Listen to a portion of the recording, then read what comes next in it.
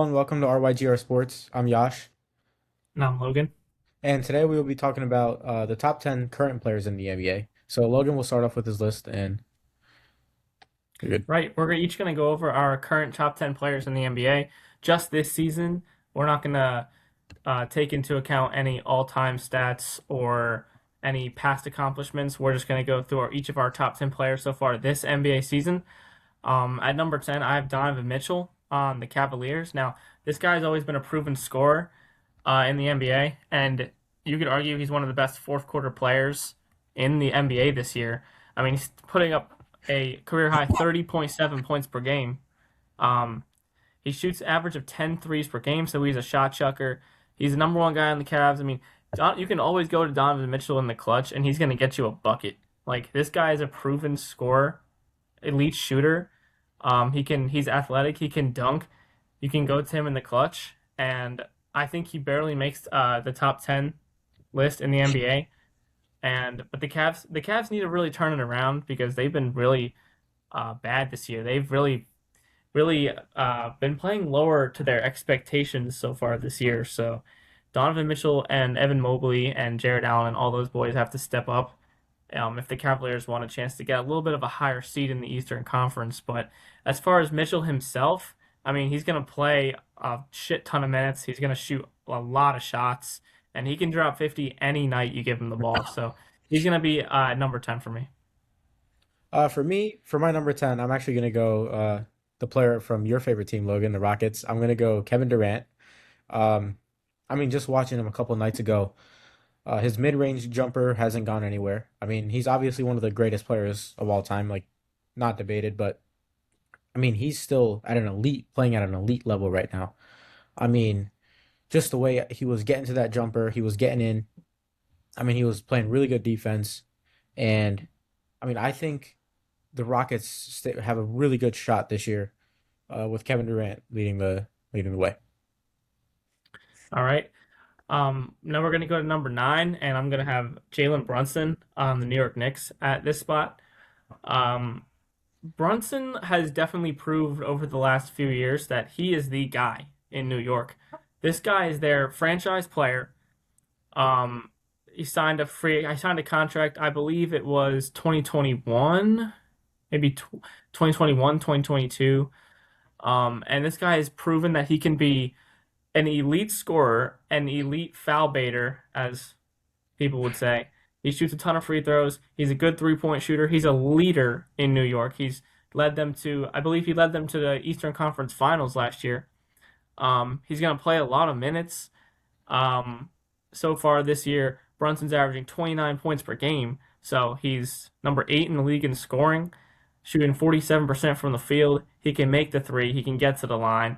He's a proven leader.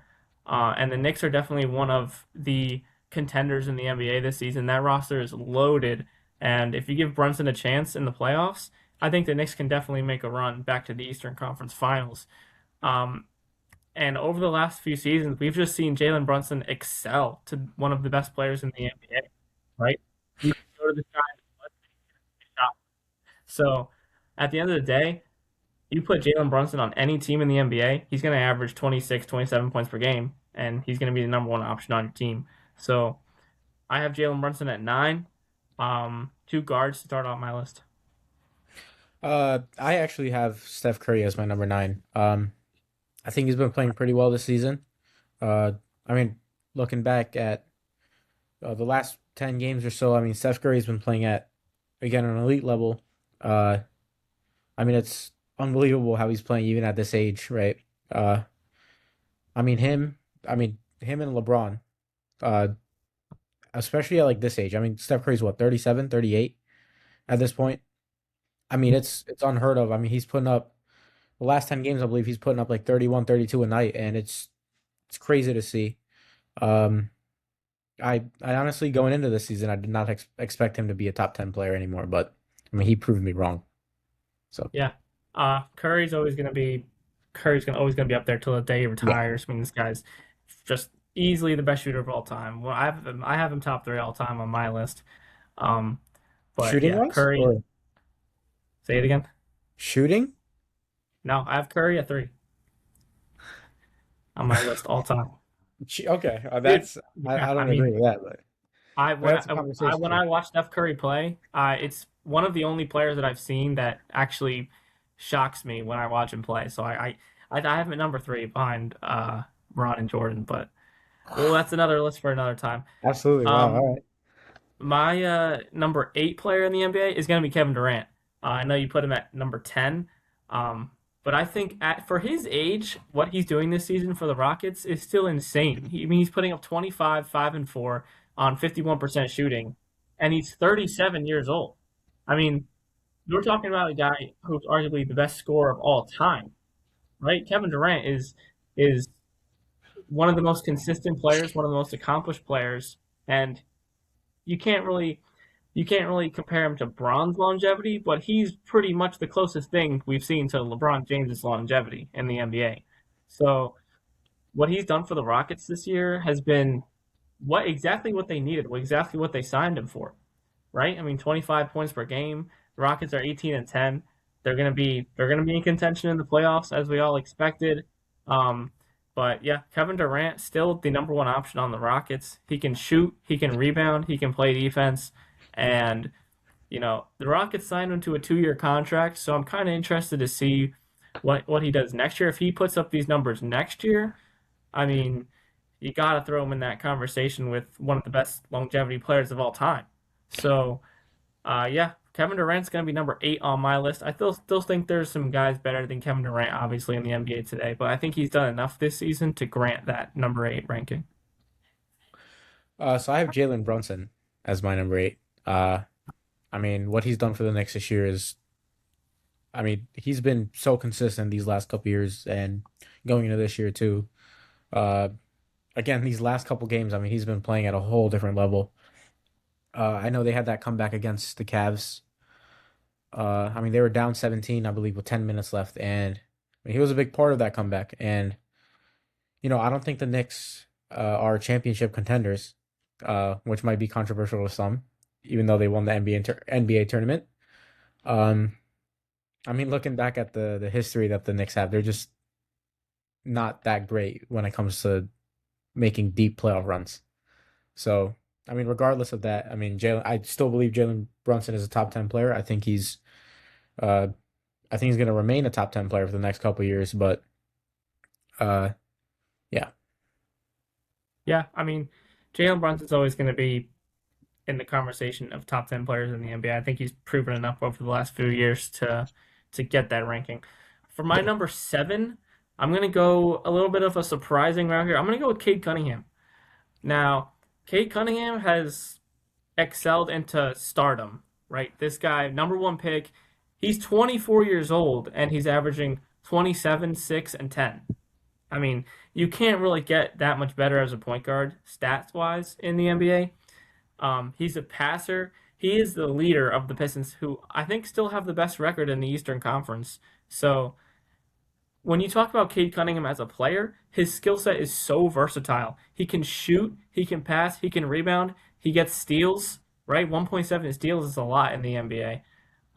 And kind of going under the radar over the last few years, right? This guy was being picked in the top 10 of fantasy basketball drafts this year because he does everything on the court. He shoots, he does everything. I mean, look at this guy's assist number. 17 assists in his last game, 14 assists, 9 assists, 10 assists, 9, 10, 12.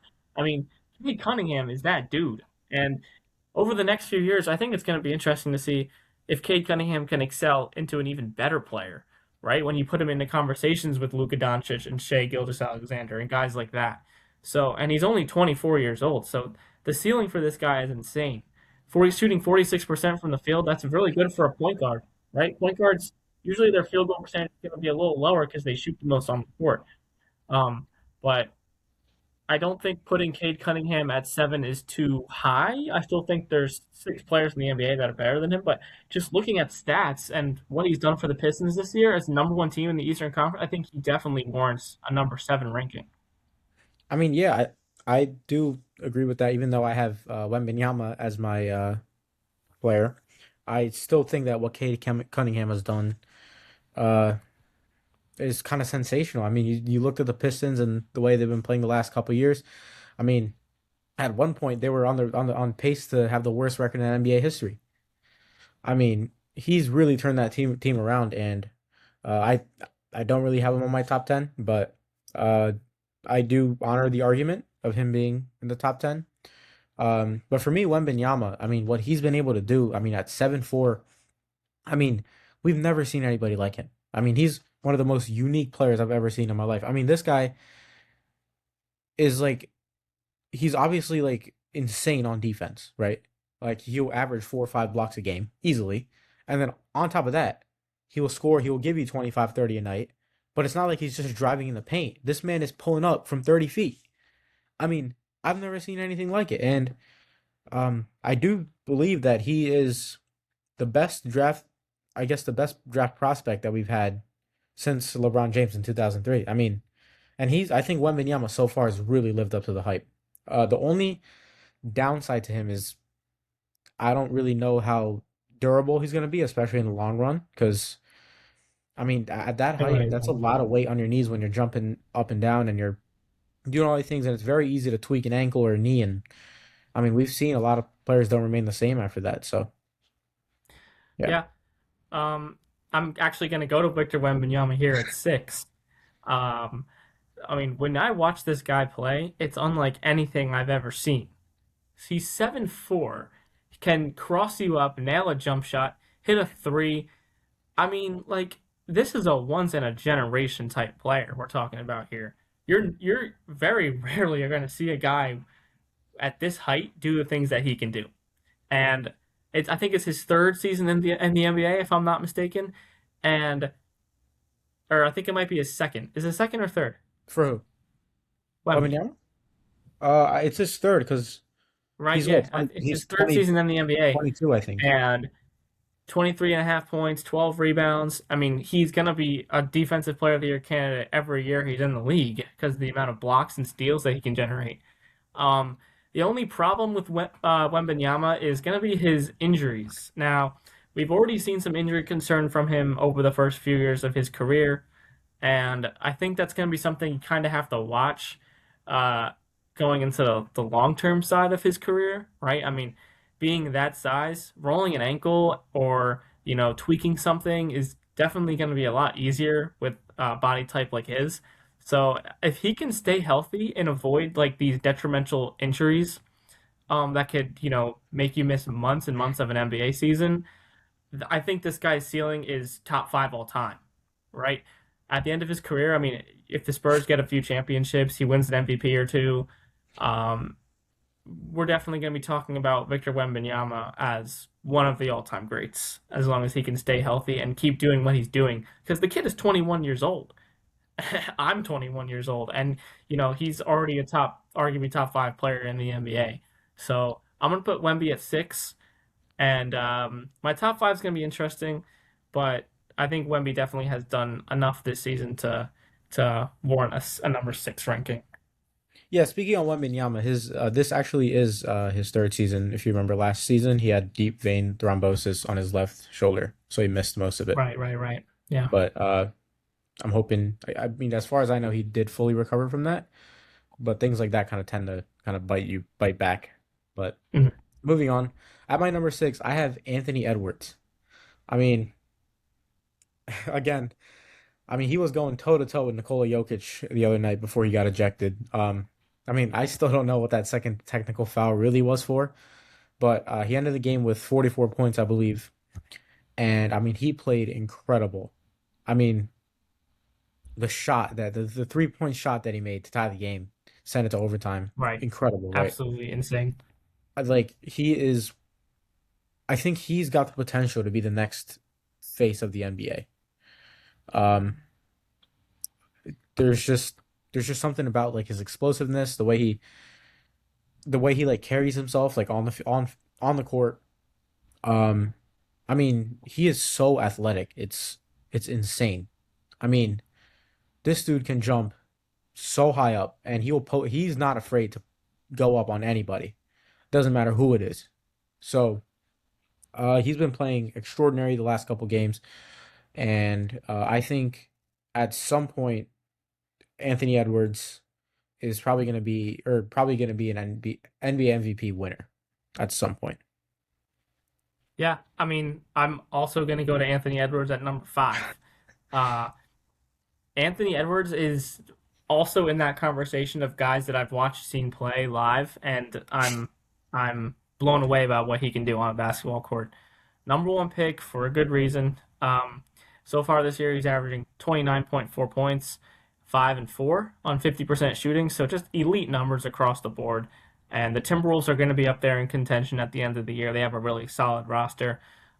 But you look at the skill set of Anthony Edwards, and he's another guy similar to Cade Cunningham where he can do it all on a basketball court. He is a really good 3-point shooter. He's probably maybe a top two or three most athletic player in the league. I mean, you take a look at this guy's dunk packages, and he's been postering so many people throughout his NBA career so far. Um, when you talk about the Timberwolves as a team, I would like to see Anthony Edwards accomplish more in the playoffs. I know he's only 24 years old. He's got plenty of time to accomplish some stats, accomplish some awards in the playoffs. But I think the only thing that this guy is missing is a Western Conference championship, NBA Finals appearance, or even a Finals MVP or a championship, right? And then you can accelerate this guy into top two or three status in the NBA. But Anthony Edwards as an number one pick, when he played at Georgia, he played my Michigan State Spartans in Maui in the Maui Invitational, and I believe he dropped like 40 or something like that, and they almost came back and beat us. But from that game, as soon as I saw him play that game, I knew he was going to be one of the top prospects in that 2020 draft. But I think Anthony Edwards' ceiling is, like you said, face of the NBA, right? I mean, all the kids love Ant. He's got the swag. He's got the game. He's got the personality. He's got everything you would want in a star player and a franchise player. And I'm rooting for him to get something done in the playoffs because he's one of those guys when if at the end of his career he doesn't have the championships or the Finals MVPs or even an MVP, right? The NBA is so talented now that winning an MVP is one of the hardest things you can do. And like you have like six guys that can win NBA MVP. So it's hard to win an NFL MVP. I mean NBA Yeah. MVP, but he's gonna need those accolading stats if you want to put this guy in top two or three conversations. But anyways, Anthony Edwards just a ridiculous player. He's gonna be a number five for me. I'm gonna go. Oh, what's his name? No, I can't think. I'm gonna go Donovan Mitchell at my five spot,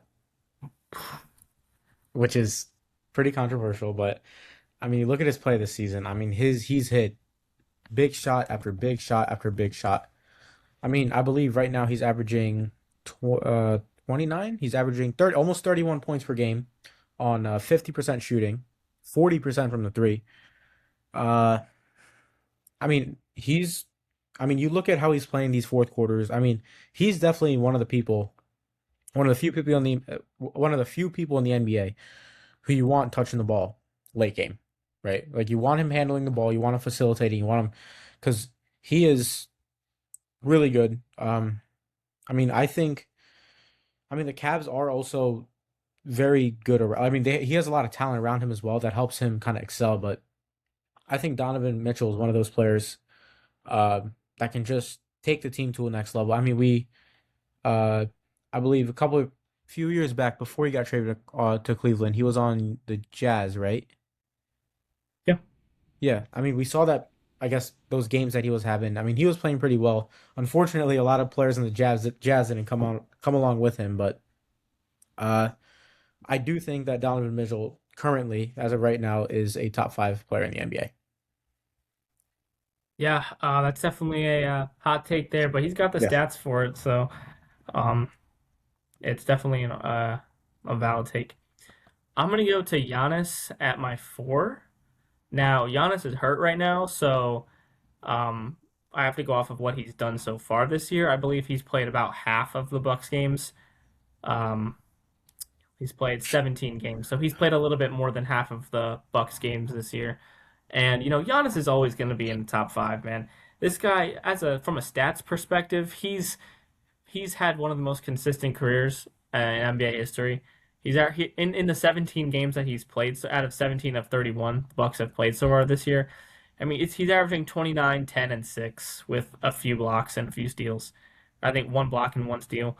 So when you compare his stats to all the other players in the NBA, he's easily top five, right? Giannis has the Finals MVP, he has the championship, he has the Defensive Player of the Year awards, he has the MVP, and I mean it's gonna be really hard for me not to put Giannis in my top five. I mean unless he starts regressing within the next few years, which I don't think he does. He's only 31, which isn't too old. And of course, there are rumors that he's going to move to a different team after this season, or even at the trade deadline this year. Right? The Bucks are probably in a situation where they got to start rebuilding. So, um, as long as Giannis remains averaging, 27, 10, and a couple assists, he's always going to be top five for me. And the Bucks are kind of in a shitty spot right now. They don't really have a great roster. They have a superstar in Giannis, but his value isn't going to be his floor his ceiling isn't going to be reached if the Bucks are bad, right? I mean, Giannis is the type of player where you don't want him on the couch during the playoffs. So I think the Bucks definitely should move him to a contender. Take a haul from whoever wants him and rebuild their franchise and give Giannis another chance to go win another Finals MVP, which would really put him in top 10 all time conversations if he can get there again. So when he comes back from his injury, I think Giannis is going to be um, putting up these type of numbers once he comes back, 30, 12, 5, and or whatever. And he's definitely going to be in my top five until he shows me he's regressing. I'm gonna go SGA at my fourth spot. Another slightly controversial one, but uh, I just think that the way SGA has been playing the last 8, 9 games hasn't been up to what he was last season at all. I mean, look, he's been having a lot of turnovers. I mean, I'm looking at his stats right now, and I mean, he played pretty bad against the Spurs. I mean, he was 7 of 19 from the field, 1 of 6 from three, minus 15 on the court. But games before that, I mean, he had two turnovers, five turnovers, three turnovers, five turnovers for like that's that's way too much. I mean, he's got to cut that down. Uh, he has for the most part been shooting like pretty good from the field. His 3 point shooting for the whole season has been really good. His free throw shooting is obviously pretty good as well. He's shooting I think 80, 88, 90%. Um, but I mean he's one of those people that's like mastered the foul baiting, right? I mean, Yeah, exactly. the Yeah, closest resemblance I've ever seen to SGA was James Harden back in 2018, right? I mean, that I think a lot of people hate on him for that. I mean, I do too, but I feel like it's kind of a talent to be able to bait some of those fouls because you have to know when the defender is like on you a certain way, and you're trying to shoot it almost through the defender, so they're kind of forced to foul you accidentally. So I mean, he's gotten really good at that. The Spurs obviously have. I still believe they have the best record in the NBA, even though they've dropped 2 of the last 3 games. Uh, so I think that SGA will always be, at least for the next couple of years, will always be a top three, top four player. yeah, I mean, he just won the MVP last season, so.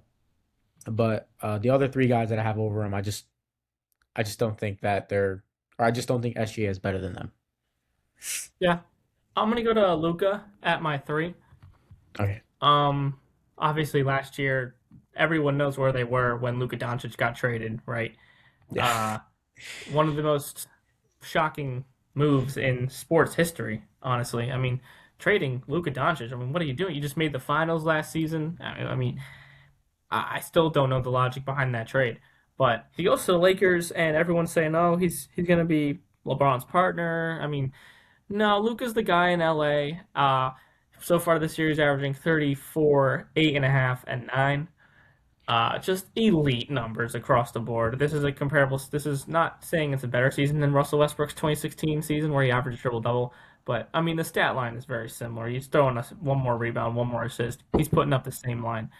Um, and the Lakers, they're good this year. They have a good roster this year. If the Lakers can stay healthy, I think they can definitely contend for a conference championship or even an NBA Finals appearance. But Luka Doncic, although questionable on defense, the offense completely makes up for it, right? Elite 3 point shooter, he elite passer, He's a great rebounding guard. He makes the free throws. Put the ball in Luka Doncic's hands, and he's gonna make a play for you. I mean, he's playing a shit ton of minutes this year. I mean, 37 minutes a game has got to be up there as like one of the league leaders in minutes. Um, but you take a look at this guy's career, and he's going to go down as, I mean, probably a top 15 player, top maybe a top 10 player if he gets, an MVP. I don't think he has an MVP, right? Luca, I no, don't no. no. So I think he's his probably going to highest need an is third MVP for MVP voting, or if I'm not wrong. finals win or something like that to propel into top 10 all time status. But as a basketball player, the only thing Luka Doncic doesn't do on the court is play defense, which is important. But being one of the best offensive players of all time, it's okay. You can be a little lackluster on the defensive end and still be the reason why your team wins the game. Just because his offense is right up there with prime James Harden, prime Jordan, prime LeBron. You throw Luka Doncic in that conversation, and no one's going to argue for it. So I think he's number 3 in the NBA this year. The two guys I have ahead of him, I think have proven they can be more dependable and more they've been more successful. So the only reason why I'm not putting him 1 or 2 is because the two guys I have ahead of him are just 1A, 1B. So yeah, Luka's gonna be at 3 for me. I'm gonna go Giannis as my three. I believe the season that he was having before he got hurt. I mean, it was something to watch, right? I mean, this man had no help at all, and he was putting up these numbers. I mean, it was kind of reminding me of that LeBron run in 2018. I mean, Giannis was doing everything by himself. I mean, he was putting the team on his back. I mean, I would say the Bucks aren't even a winning team without Giannis. Like they're a lottery team without Giannis. Like they're I horrible, agree. absolute garbage. And I mean, you're seeing that right now while he's out. Any game he misses, they're the Bucks are just they're just not good, right? And I think uh I think Giannis I think Giannis does really like being with the Bucks. I mean that's the team that believed in him. That's the team that basically he's been on. I mean that's the only team he's been on in the NBA. I mean, I can't even imagine uh how he's feeling right now with the way the front office has kind of treated him and not given him the pieces Yeah. to work with. I think the best thing that the Bucks can do is either go out during this offseason and try to get Giannis some players or trade Giannis and try to get some draft picks because I mean, Giannis is going to be worth. I don't even think you can get equal compensation for the player that Giannis is, right? So I think their best bet is to try to get some players in the offseason this season that can kind of help support him. I don't know off the top of my head who's exactly readily available, but uh, I personally do think that this is the season where we see Giannis in a new uniform. Yeah, it definitely wouldn't be the worst thing for his career. Um, for my number 2, I mean, obviously we know who the top 2 are. I'm gonna go to Shea at 2. Um, this guy is ridiculous. I mean, first game of the year, I'm a Rockets fan, so of course I was watching the opening night game between the Thunder and the Rockets. And game is as close as it could be in the fourth quarter. A few minutes left. Every time this dude got the ball, he would make a dribble move, pull up from mid range, and splash it every single time. I believe he tied the game with a few seconds left on that mid range jumper. We're talking about one of the most clutch players in the NBA, one of the most crafty players in the NBA, one of the highest IQ'd players in the NBA. And last year, he proved that he can lead his team to an NBA Finals win, Finals MVP, MVP. What That can't was this guy do? 2 years ago or 3 years ago. Last year the Thunder won. Yeah, Oh wait, you're thinking Shea. I'm thinking Jokic. My bad, my bad, my bad. That's Yeah. my bad. Okay. So Shea is he's the best point guard in the NBA. 32 points per game this year, 5 rebounds, 6.5 assists. I mean, you talk about the Oklahoma City Thunder. I read a crazy stat the other day. I mean, this guy hasn't played in like 14 fourth quarters this year, just because the Thunder have been blowing out their opponents so much this year. I think while they were on that 20-game win streak or something like that, he's been sitting out in the fourth quarter and averaging 32 points per game. If Shea actually played in the fourth quarter of those games, I mean, he could be averaging 36, 37 points per game, which would be up there with, 2018 James Harden, Jordan in the 90s. This guy is just, I mean, people say he's a foul merchant or free throw merchant. I get it. I mean, no one wants to watch, you know, free throws be your main form of scoring, but James Harden did the same thing when he was good with the Rockets. And, no one really talks about it now. Um, but at the end of the day, the goal of the game is to get the ball in the hoop. And this guy is so smart with it, so creative. Um, I don't agree with the I don't agree with getting to the line as your main form of scoring. I don't think it is for SGA. I'm on the side of it's part of the game. You gotta kind of learn to contain it a little bit. But at the end of the day, 32 points per game is 32 points per game, right? It doesn't matter how you get it through the hoop. If you're scoring 32 points per game, you're going to be in MVP conversations. And I think as long as the Thunder have their core players, right, in Chet, Jalen Williams, Shea, and then the defensive dogs that they have on that team, they're always going to be in contention to go to the NBA Finals and win. And I think Shea is one of those players that can win. I think he can definitely get 3 or 4 Finals MVPs.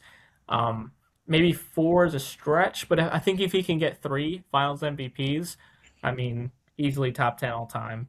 Maybe he racks up a few more MVPs, and yeah, he's always going to be a top 2 or 3 player in the NBA as long as he has the players around him and the team success around him. Um, I do think he wins MVP again this year, just because the Thunder are going to be one of the most unstoppable teams we've ever seen. It's going to be so hard not to give this guy the MVP again.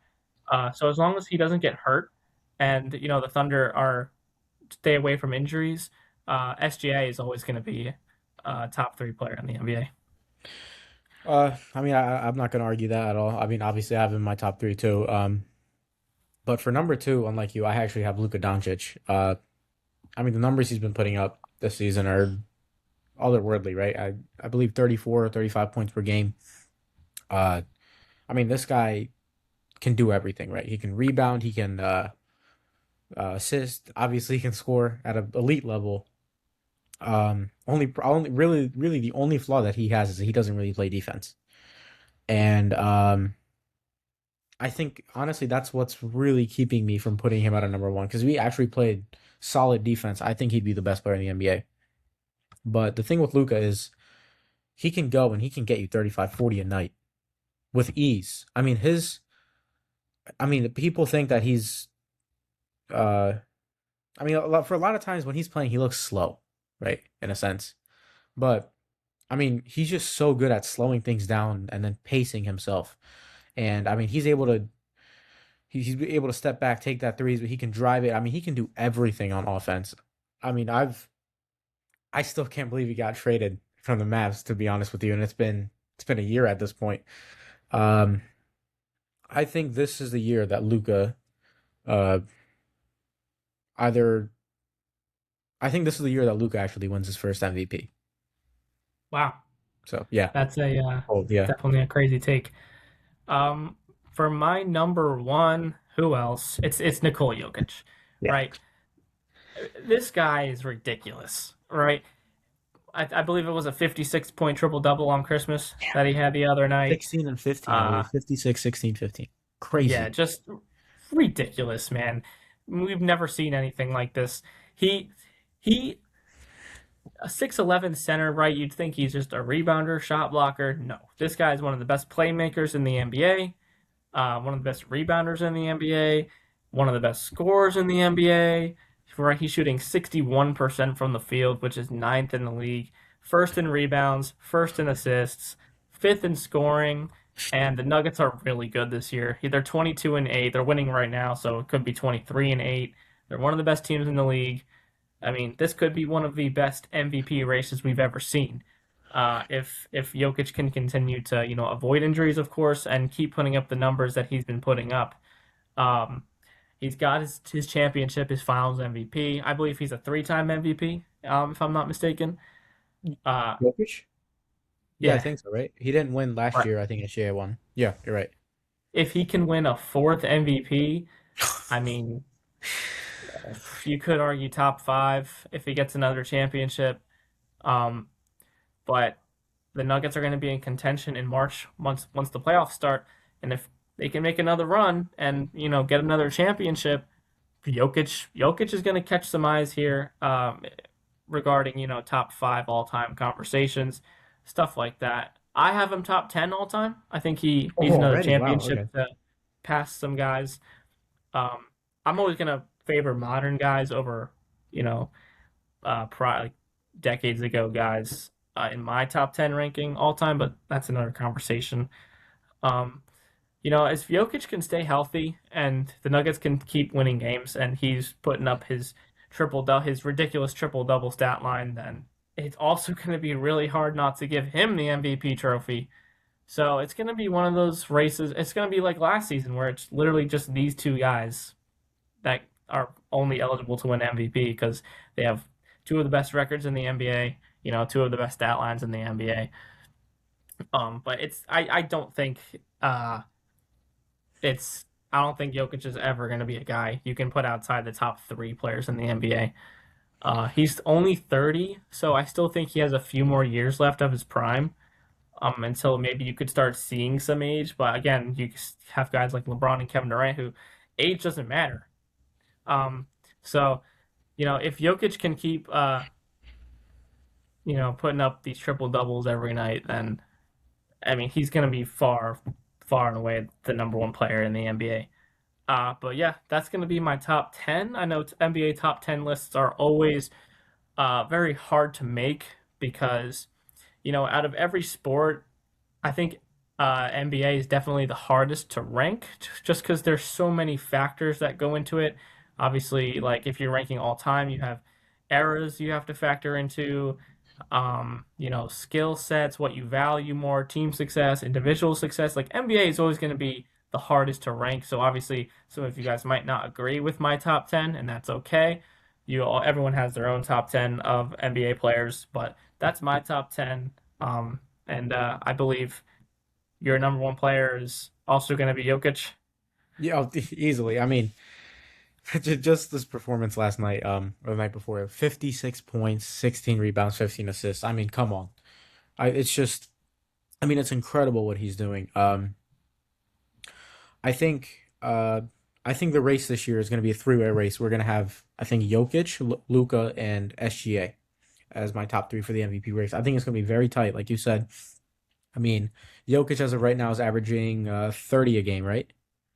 Yeah, 30, 12, and 11. I mean, come on. A 30-point triple double for the season. I mean, yeah, we don't really see people average triple doubles for a whole season. I mean, I know Jokic did it last year, I believe, and he's gotten pretty close a couple seasons behind. He was like point 0.2, point 0.3 assists off. I mean, the only other player I can really think of off the top of my head who's averaged a triple double is Russell Westbrook, and we already know what type of player Russell Westbrook is. NBA top 75, definitely a first ballot Hall of Famer, no question, right? I think easily. Nikola Jokic, if he continues to play at the level he has, especially factoring his age, I mean, he's only 30 years old, possibly a fourth MVP at 30. I mean, come on. I think Jokic has a shot at being. I think he's got a shot at being in the GOAT debate, Wow. like a pretty real shot. I mean, I do think, realistically, I think LeBron and Jordan are gonna be a little bit better all time, Right. He but needs he needs I a few more rings. yeah, I would not be surprised if Jokic is able to get two, three more rings and another couple MVPs. I mean, he's got a shot. I mean, we've never seen a center play like this ever. I Right. mean, this guy can. I mean, obviously, center's going to rebound and they're going to score, but to assist like the way he does, and another thing, you can be playing perfect defense on this man for the entire game, and on the last half second, he's going to like throw up some 3-pointer, and it always goes in. See, it's like it's not even luck at a Yeah. certain point. It always Seen goes it in. too many times. Yeah. I mean, I was heartbroken watching those Lakers Nuggets games and just watching the Lakers so desperate trying to stop him, and they would, and then he just throw up a shot. I mean, him and Jamal Murray. I mean, it was just it's unbelievable. I mean, that's my top 10 list. It's pretty similar to yours, just the order's a little off, but Yeah. uh, And if you guys want to drop your top 10 NBA players in the comments down below, we'll read them and we'll reply and let you know what we think about them. yeah, Like I absolutely. said, making lists like top 10, top 5 lists in the NBA everyone's always going to have a different opinion. So we're interested to see what you guys think about your top, 10, 5 players in the NBA. So let us know, and we'll let you know what we think. All right, absolutely.